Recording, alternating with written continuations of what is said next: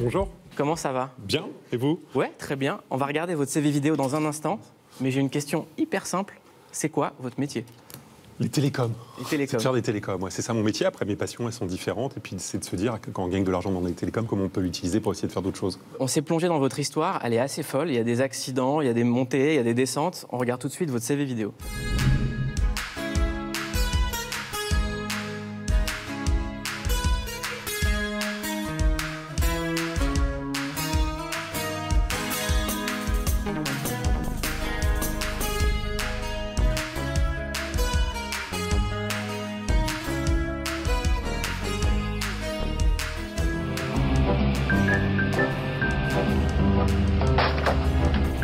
On prend très vite l'habitude de ne pas payer. Free.fr.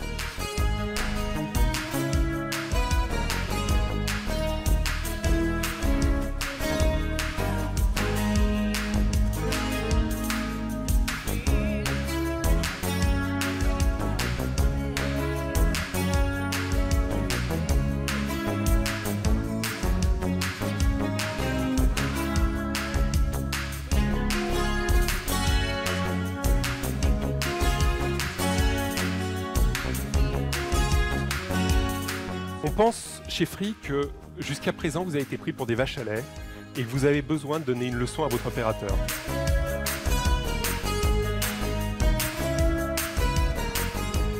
Faites vibrer dès demain les murs de Station F. Entrepreneur is the new France. Et ça commence ici, avec vous. Aujourd'hui, Free, c'est 13 millions d'abonnés Free Mobile, 6,4 millions d'abonnés Free, 4,7 milliards d'euros de chiffre d'affaires.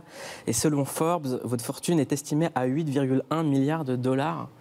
Qu'est-ce qu'on fait avec tout cet argent? À bout d'un moment, quand il y en a trop, ça devient une sorte de, bien public. Et on essaye de l'utiliser à faire autre chose, d'essayer de construire des projets qui sont différents, non profitables, d'essayer de pousser les limites, d'essayer d'inventer des trucs différents, franchement différents, d'aider le monde d'où on vient, d'aider la société. Vous avez grandi en banlieue, à Créteil, il y avait de la diversité. Et aujourd'hui, votre discours, il est de dire, si on n'intègre pas de la diversité dans les startups, comme vous voulez le faire dans l'école 42, la France ne va pas réussir. Quand vous dites ça, c'est une déclaration assez puissante, parce que c'est aussi un aveu d'échec de la France. On a l'impression qu'à écouter cette déclaration-là, il y a un problème systémique à vouloir intégrer la diversité dans le monde de l'entreprise et dans le récit de la réussite française. Est-ce que c'est ce que ça raconte ? Mon constat, c'est de dire je suis né en effet dans une banlieue difficile, que d'autres sont nés dans une banlieue difficile et ont super bien réussi. Thierry Marx, c'est un entrepreneur, c'est peut-être pas la forme de société qu'on connaît, mais c'est un super cuisinier, mais c'est un immigré, situation difficile, il arrive, beaucoup d'entre nous utilisons WhatsApp, c'est pareil, c'est un immigré aux États-Unis, il mange avec des tickets alimentaires. Nicolas Sarkozy, fils d'immigré, bon, en banlieue. Non, mais ça marche, bon voilà, c'est une autre forme de banlieue, mais pareil, c'est de la diversité, une autre forme de diversité. Mais c'est le mélange de tout ça, et je pense que quand on est capable d'amener cette diversité, on crée des grandes choses, et on crée des grands produits, et ça c'est super important, donc il faut aider et pousser ça. Ça vous émeut de voir Pierre Berger? Ouais, parce que c'est quelqu'un que j'aimais beaucoup, quoi.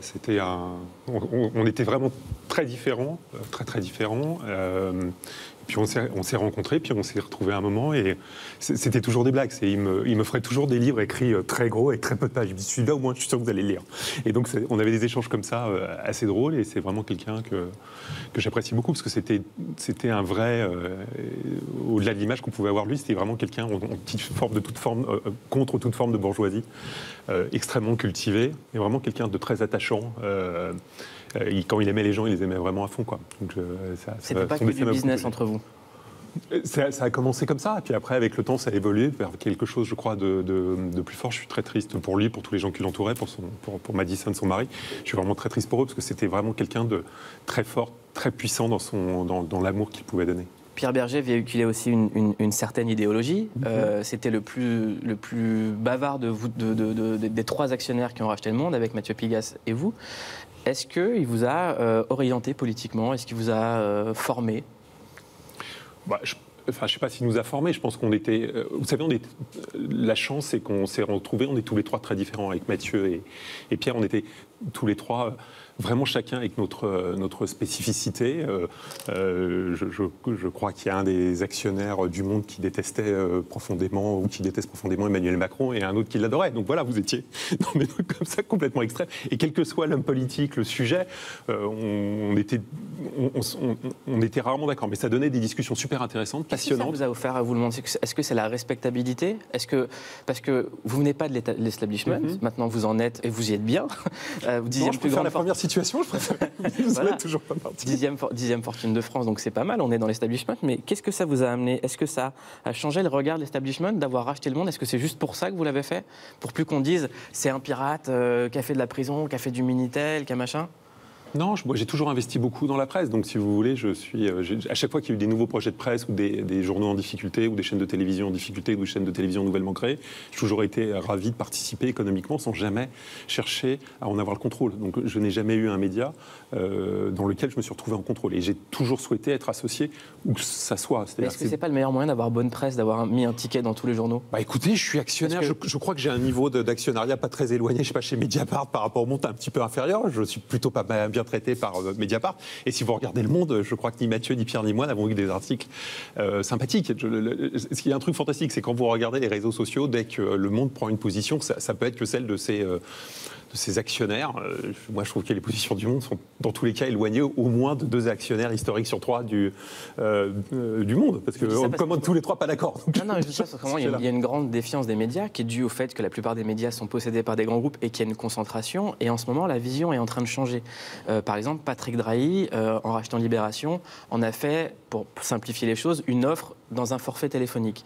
Ils sont tous dans ce qu'on appelle la convergence. Est-ce que vous, c'est une vision qui vous parle, cette vision-là? Est-ce que pour vous, le Monde, ça serait une offre dans Free Mobile? Non, jamais. L'idée, nous, c'est qu'on souhaite que le Monde soit distribué à le plus d'endroits possible, et c'est de l'aider. Et l'idée qu'on arrive au Monde, c'était de l'aider à évoluer, à grandir et de créer des choses différentes. Le Monde, aujourd'hui, est un journal, un quotidien rentable. C'est le seul quotidien rentable dans ce pays.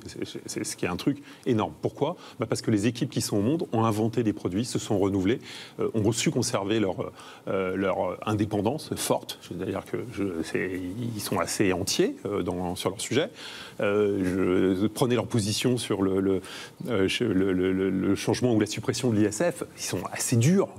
Ils sont assez durs. On peut supposer peut-être que les actionnaires peuvent avoir un avis contraire. Je ne cherche pas. Mais vous voyez, ils ont réussi à garder cette indépendance et à créer dans le même temps des nouveaux produits. Le Monde sur Snapchat, c'est un truc exceptionnel. Vous en pensez quoi de la vision de Patrick Drahi de la presse? Avec le kiosque gratuit, de faire de la presse. Moi, je pense que rendre la presse gratuite, c'est la détruire. C'est-à-dire, c'est juste, en fait, simplement en général, ce que je vais appeler une magouille de TVA. Ça consiste juste à dire, si je mets de la presse dans mon forfait téléphonique, j'ai une TVA réduite, je gagne 400 millions d'euros, ça me fait économiser 10 millions et je fais un bon plan financier. Donc, en fait, ils ne s'intéressent pas à la presse. Au contraire, je pense qu'ils accélèrent la disparition de la presse plutôt que de l'aider. Et pourtant, ils sont venus là à l'origine. Si vous parlez de Patrick Drahi, il est venu là à l'origine pour aider Libération. Je ne suis pas sûr qu'en l'offrant gratuitement, cela l'aide. Il y a quelque chose dont j'aimerais qu'on parle, c'est la station F. Emmanuel Macron est venu. J'aimerais qu'on regarde ce qu'il a dit. Alors, je dois vous faire une confidence. Il y a 3 ans, à peu près, j'avais promis à ma femme que j'arrêtais totalement la vie politique et que j'allais créer une entreprise, que j'allais être entrepreneur. C'est vrai, et je crois que Xavier Niel peut témoigner. Simplement, à l'époque, Station F n'existait pas. Donc, j'ai essayé, j'ai commencé, et puis progressivement, j'ai pivoté le business model. Il aurait pu travailler avec vous? Non, il avait une super idée de start-up, quoi. C'était un truc pas mal. C'était quoi, la France, ça start-up? Non, c'est devenu la France. J'ai une super idée, c'est un hexagone. Écoutez, on peut dire beaucoup de choses. Au moins, il applique des méthodes start-up à la France, que ça bouge. On peut juger positivement ou négativement, mais au moins, ça bouge. Non, son idée, c'était... Vous l'aimez, Emmanuel Macron? Je trouve que c'est quelqu'un, au-delà du sujet politique, je trouve que c'est quelqu'un qui donne une image fantastique à la France au-delà de nos frontières, qui peut donner envie à des jeunes de venir habiter en France, qui peut donner envie à des jeunes de rester en France s'ils pensaient partir. Et ça n'a pas de prix. Donc ce dynamisme, je l'aime. Ouais, j'aime ce dynamisme. Après, il y a des mesures que je peux aimer, je peux pas aimer, mais j'aime ce dynamisme. J'aime ça, voilà. Mais parce que c'est un start-upper, c'est quelqu'un qui a un projet et qui part avec son projet et qui avance et qui fait bouger. Est-ce que votre amour pour Emmanuel Macron, c'est un rapport avec... Pas, Non, on a le droit. Ça a un rapport avec toutes les couvertures qu'il y a eu dans l'Obs que vous possédez aussi? Il y en a eu plein des couvertures de l'Obs consacrées à Emmanuel Macron. C'est toujours une Macron. chose qu'on a dit. Écoutez, voilà, on est 3 co-actionnaires à l'Obs. Parmi ces 3 co-actionnaires, il y a Mathieu Pigat. Je crois que Mathieu s'est souvent exprimé sur son amour pour Emmanuel Macron, qui est potentiellement différent du mien, si je vous écoute. Non, pourquoi? Si vous regardez, c'est les ventes de ces numéros. Pourquoi les ventes de ces numéros ont été les meilleurs? Parce qu'il y avait Emmanuel Macron en couverture. Et pourquoi Emmanuel Macron a été en couverture d'énormément de journaux à ce moment-là? C'est pas parce que les actionnaires de ces journaux disaient on veut Emmanuel Macron en couverture, c'est juste parce que ça vendait et ça marchait. Maintenant, quand vous lisez les articles à l'intérieur, vous pouvez avoir la couverture. Après, vous en avez un qui est assassin, je crois que c'était Macron et l'argent, un truc comme ça. Vous lisez l'article, le truc, il est assez dur, quoi. Donc au moins vous lisez les journaux. J'essaye, on essaye. Il y a une autre citation d'Emmanuel Macron qui a beaucoup fait parler ce jour-là. Ne pensez pas une seule seconde que si demain vous réussissez vos investissements ou votre start-up, la chose est faite. Non. Parce que vous aurez appris dans une gare. Et une gare, c'est un lieu où on croise les gens qui réussissent et les gens qui ne sont rien. Ceux qui sont rien, c'est qui? Je crois qu'on interprète mal ce qu'il dit. C'est-à-dire que tout le monde est dans une gare. Parce que vous y étiez pour le coup. J'étais dans la gare, voilà, donc j'étais rien, parce que moi j'étais pas sur scène et lui était sur scène, donc j'étais moi qui étais rien. Je crois qu'il parle juste que dans une gare, il y a tout le monde. Il y a des gens qui ont pu réussir, des gens qui n'ont pas pu réussir, il y a des gens heureux, il y a des gens malheureux. Sur l'instant, en l'écoutant, ça ne m'avait pas choqué. Ça vous a pas choqué? Non, voilà. Donc alors après, on utilise le mot, on l'isole le plus possible. À la fin, merci d'avoir passé ce qu'il dit avant, parce qu'il y a un moment, on arrivait dans un truc, il n'y avait plus que le mot. Ceux qui sont rien, pouf, on ne sait même plus de quoi il parlait, et c'était l'extraire. Est-ce que les employés de Free sont notés? Non. Non. J'ai lu une déclaration suite à un article dans Politis que vous avez fait. Je m'intéresse aux activités qui m'intéressent. Est-ce que les centres d'appel de Free sont une activité qui me passionne? Non, c'était en mai 2016. Est-ce que ces centres d'appel vont être remplacés par des robots? Non. On a fait un choix différent sur les centres d'appel. C'est-à-dire que nos concurrents ont décidé tous, sans exception, de les externaliser et de ne pas les garder en France. Nous, on a fait un choix différent, c'était de se dire, il faut qu'on aille dans des endroits différents, c'est-à-dire qu'il faut qu'on aille s'installer des centres d'appel dans des quartiers difficiles, là où il n'y a plus d'emploi. Et on l'a fait. Parfois, ça a marché, parfois, ça n'a pas marché. C'est la vie et c'est le fonctionnement. Mais c'était notre choix politique d'entrée. Donc ça nous coûte 10 fois plus cher que nos concurrents. On va à des endroits difficiles, mais on trouvait qu'on avait une responsabilité sociale à faire cela et on l'a fait dans ce sens-là. Encore une fois, c'est pas un monde idéal. Ce que je disais également dans l'interview que vous citez là, c'était que c'est des sujets. Moi, je me sens pas bon DRH. Je sais pas gérer des gens. Je me sens pas bon là-dedans sur ces éléments-là. C'est le sens de ça m'intéresse pas. C'est ça ce que vous dites? Je pense qu'il faut que les gens fassent ce pourquoi ils sont bons. Et moi, je suis pas bon là-dedans. Je sais pas faire ça. C'est ce que je dis là. Oui, vous n'êtes pas un manager, quoi.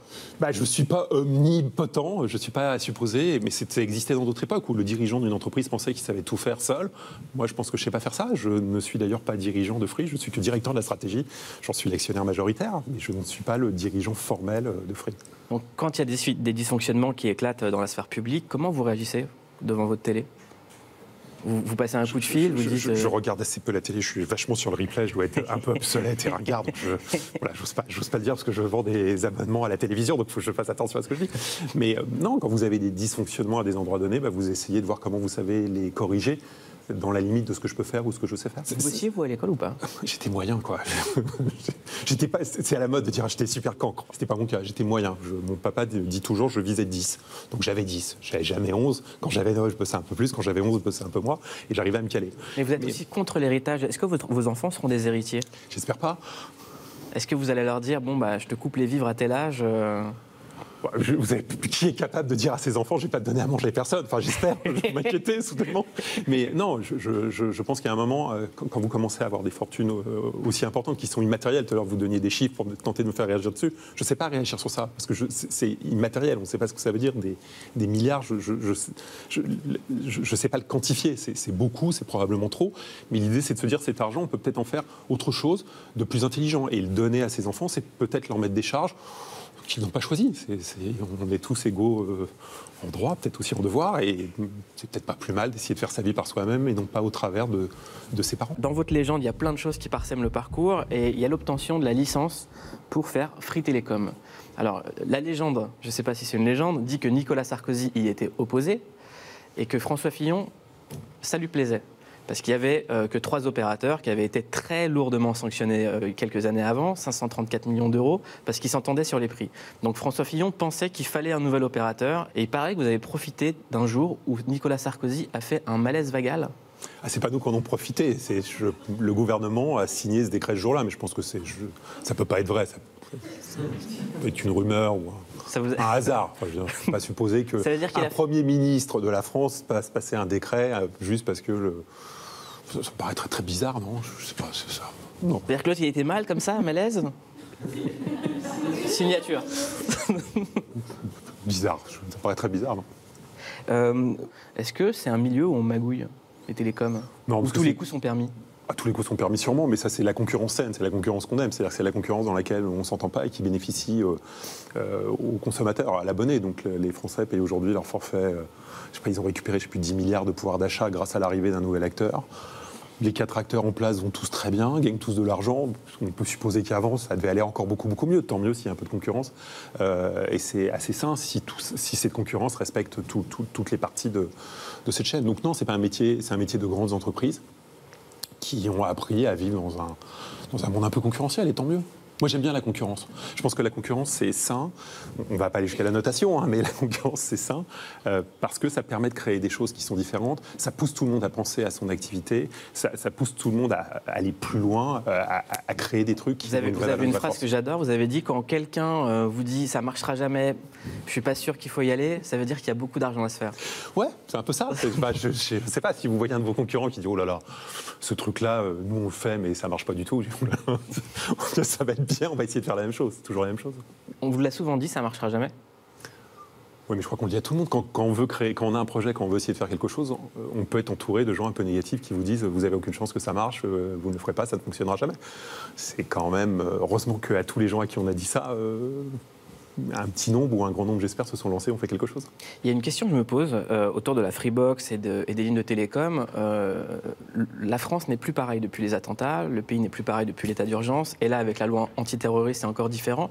Est-ce que vos boîtes peuvent être réquisitionnées dans certains cadres pour écouter des gens ou vos lignes de téléphone? Avec l'accord d'un juge ou des accords administratifs, oui, il y a des écoutes et il y a des interceptions. Et je crois qu'elles ont beaucoup augmenté depuis ces sujets d'attentats. Donc ça veut dire que des fois, les box peuvent être des mouchards, en fait, c'est ça? C'est-à-dire que tous nos moyens de communication, quels qu'ils soient, peuvent être écoutés, oui. Donc même ça, en fait, si on l'a juste allumé, on peut nous écouter? Il va falloir qu'on vous ait mis un petit logiciel dedans. Donc si vous ne l'avez pas prêté, ça va être assez compliqué, mais oui. Et c'est vrai que vous avez bossé pour la DST? La rumeur laisse à supposer qu'à l'âge de 18 ans, comme j'avais été un peu un pirate, les services de sécurité de la DST m'auraient recruté avec d'autres. Encore une fois, c'est pas possible, la DST n'existe pas, il n'y a pas de service secret en France, tout ça, ça ne peut être qu'une rumeur. Et quand quelqu'un vous pirate bien, vous l'engagez, vous dites lui? C'est un des modèles chez 42, c'est quand quelqu'un pirate l'école et arrive à pirater l'école, en fait, on lui demande de venir aider l'école à fonctionner et à faire tourner l'école. Donc en fait, le pirate, ça veut dire que ceux qui sont en place ne sont pas bons. Et donc, il faut upgrader, faire monter ou recruter ceux qui ont réussi à le faire. Donc, on trouve que c'est quelque chose de positif. Mais aujourd'hui, c'est pas classique. En général, si vous piratez votre entreprise en démontrant une faille, ça va mal se passer pour vous. Vous avez suivi l'affaire Weinstein, j'imagine? Vous avez suivi le hashtag Balance ton port? Ouais, c'est dur de l'éviter. Voilà. Et qu'est-ce que ça vous inspire aujourd'hui, vous, ça? Je trouve au-delà de ce truc d'un instant et au-delà de l'affaire Weinstein, parce qu'il est juste celui qui met l'étincelle et qui permet de créer quelque chose après. Donc, si vous voulez, ce qui est intéressant là-dessus, parce que là, on a un effet positif des réseaux sociaux, c'est que soudainement, on va avoir une amélioration de la société liée à quelque chose de grave qui a été commis et qui ensuite devient viral et crée un mouvement plutôt positif et qui, j'espère, au bout, créera une société plus égalitaire. On parlait tout à l'heure de Station F, là, cet endroit, le plus grand incubateur de start-up au monde. 40% de femmes créatrices. 40% de femmes. Et pourquoi? Parce que le lieu est dirigé par des femmes. C'est simple, hein. Vous mettez des femmes dirigeantes, simplement vous avez plus de femmes.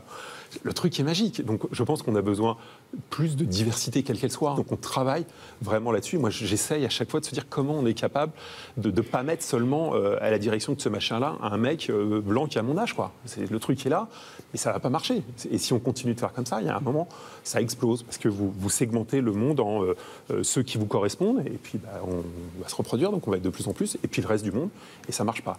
Et je trouve que ce hashtag est fantastique parce que il permet de mettre fin à ça et on a un usage positif des réseaux sociaux. Xavier Niel, vous êtes milliardaire. Est-ce que mourir sur Mars, c'est un luxe? Non, que vous voudriez vous payer? moyen. Mais je crois qu'il appelait sa fusée la Big Fucking Rocket, c'est ça, non? Absolument, absolument. La putain de grosse fusée, ouais. Vous l'avez déjà rencontré? Ouais, plusieurs fois. Alors, qu'est-ce que vous avez senti quand vous rencontrez ce genre de personnage comme Elon Musk? Complexe, quoi. C'est-à-dire, on parle sur Neptune, on... Non, il a un côté, un rapport plus froid. Enfin, c'est un personnage vraiment original, différent. J'aimerais qu'on parle des GAFA, Ouais. donc Google, Amazon, Facebook, Apple. Aujourd'hui, c'est des sociétés qui ont commencé comme vous avec Free, qui sont aussi puissantes que des États. On demande aux GAFA aujourd'hui de payer leurs impôts. Et c'est les reines de l'évasion fiscale. Est-ce que pour vous, c'est important que les GAFA payent leurs impôts? Oui, évidemment. Encore une fois, aujourd'hui, ils utilisent des failles du système. L'Irlande n'est pas de cet avis avec Apple, par exemple. Non, parce que c'est l'Irlande qui bénéficie. Mais en fait, pour que l'Irlande bénéficie de quelques dizaines de millions, le reste de l'Europe perd quelques milliards. Donc mettez-vous à la place de l'Irlande, ils sont très contents. Est-ce que vous commencez à regarder, vous aussi, d'un œil plus sérieux, les contenus? On parle d'une rumeur du rachat d'EuropaCorp, la société de Luc Besson. Alors avec Mathieu Pigasse et Pierre-Antoine Capton, en fait, on a créé un fonds dans lequel on rachète plusieurs sociétés. On a racheté les studios AB, qui sont déjà des gros producteurs et qui a un très gros catalogue. Est-ce qu'elle n'est pas dangereuse, cette vision de la culture, de se dire qu'aujourd'hui, un film, ça sert à vendre des abonnements Ah si, complètement. Ça sert à vendre des box, ça sert à vendre... Mais c'est là où notre sujet, c'est de produire pour tout le monde. Si vous prenez AB, ils produisent pour mes concurrents dans les télécoms, des médias, des gens complètement différents. On ne cherche pas à créer une forme d'exclusivité. Je pense que le vrai problème, c'est comment on arrive à faire cotiser des gens qui diffusent ici leur contenu à ces systèmes qui existent, qui sont des beaux systèmes. Pourquoi Canal+ devrait rémunérer le système de manière forte ? Parce qu'ils sont ici physiquement, alors qu'un autre qui cherche à le concurrencer, lui, n'a pas à cotiser pour faire fonctionner le système. Et donc, vous avez une inégalité de traitement qui favorise le nouvel entrant et qui n'a pas de raison d'être. Vous regardez quoi comme dossier en ce moment? Est-ce que vous allez racheter une chaîne de télé? Est-ce que vous allez racheter un studio de cinéma? Qu'est-ce qui vous manque? Moi, mon métier, encore une fois, c'est les télécoms. Donc là, les médias, c'est très, très éloigné de ça. Non, ce qu'on aime bien, c'est essayer... Toujours pareil, de soutenir des projets. C'est un malaise vagal. Non. Ça vous un peu... Vous êtes trop sur votre malaise vagal. Non, le truc, c'est qu'est-ce qu'on est capable de trouver comme entreprise, comme entrepreneur, parce que c'est ça qui est important. Qu'est-ce qu'on est capable de trouver comme personnes qui ont des grandes idées et de les accompagner d'en faire des choses. Qu'est-ce que vous regardez en ce moment, alors? Qu'est-ce qui vous titille? Si vous êtes dans les médias, qu'est-ce qui vous chatouille? on regarde plein de sociétés de contenu. Alors c'est des sociétés cotées cachées, donc j'ai rien le droit de dire, mais on est vraiment sur des choses où on essaye de regarder tout ce qui est la production indépendante qui peut exister ici et comment on peut soit l'intégrer, soit les aider d'une manière ou d'une autre. On a des super talents, on en a vu un là, mais on a des super talents ici. Franchement, on a envie de les aider, ils ont une énergie. C'est des vrais entrepreneurs dans leur activité. Ils ont envie de créer des choses et nous, on a vraiment envie de les aider avec nos capacités et nos moyens. Orange, ça vous intéresse? De racheter Orange? Ouais. Ça appartient à l'État français, donc il va falloir encore un malaise vagal, c'est ça, donc ça va être compliqué. Vous dites que c'est pas le rôle de l'État d'être actionnaire de société. Exact. C'est pas le rôle de l'État d'être actionnaire de sociétés privées qui sont dans le monde concurrentiel, de concurrence. Vous pensez que l'État doit se désengager d'Orange?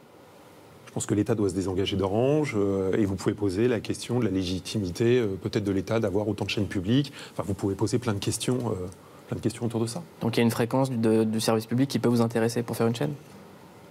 Écoutez, je ne crois pas que ça soit ouvert, je ne suis pas candidat à ça. On va éviter de se faire tirer dessus tout de suite.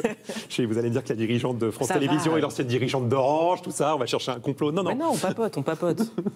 Non, je ne sais pas si on ira là. Je pense que l'État doit se concentrer sur des choses qui sont des choses importantes. C'est-à-dire que l'argent que dépense l'État sur un certain nombre de sujets peut-être serait mieux utilisé pour régler les problèmes de logement, parce qu'on a un énorme problème de logement dans ce pays.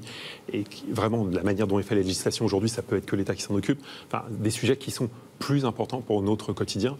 Et c'est peut-être moins important que l'État ait 20% d'Orange.